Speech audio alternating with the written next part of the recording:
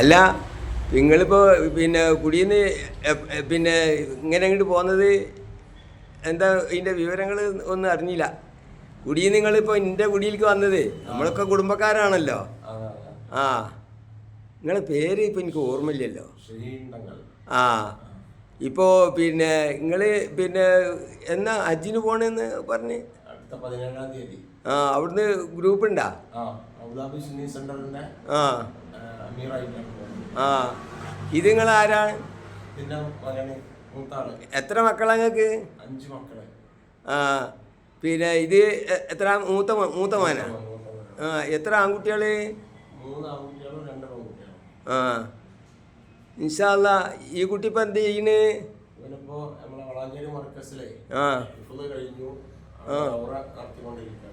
അത് ശരി. ഈ ഇഫത് പിന്നെ കഴിഞ്ഞിട്ട് ഇപ്പോൾ എത്രയായി? ആ എന്നാ മകന് ഒരു കാര്യം ചെയ്യട്ടെ. പിന്നെ ഇഫത് കഴിഞ്ഞതല്ലേ, ഏതെങ്കിലും ഒരു സൂറത്ത് ഒന്ന് ഓതിക്കോട്ടെ. ആ എന്നാ പറ.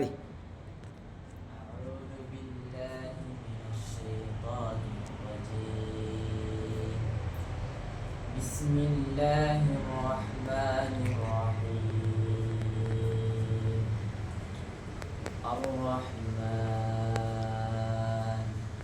علم القرآن خلق الإنسان علمه البيان الشمس والقمر بحسبان والنجم والشجر يسجدان والسماء رفعها ووضع الميزان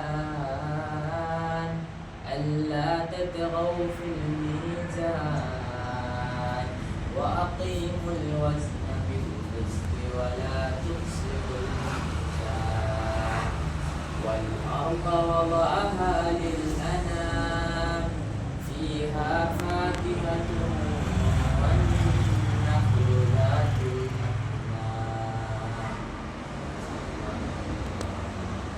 ആ റഹ്മാനാണല്ലേ. ഇൻഷാ അല്ലാ പഠിച്ചോൻ ബർക്കത്ത് ചെയ്യട്ടെ. നിങ്ങളെപ്പോഴും ദ്വാരക്കണം.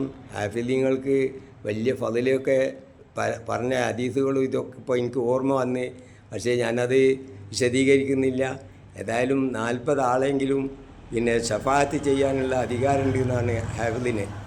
അപ്പോൾ ആ ആയത്തും എനിക്ക് ഓർമ്മ വന്ന്. അതിൽ പാനിമാനിയൊക്കെ ശഫാഅത്ത് ചെയ്യുന്നതോടുകൂടെ നമ്മൾ കുടുംബക്കാരായ ഞങ്ങളെയും കൂടി ശഫാഅത്ത് ചെയ്യാൻ വേണ്ടി ഞാൻ നിങ്ങളോട് പിന്നെ താല്പര്യപ്പെടുന്നു.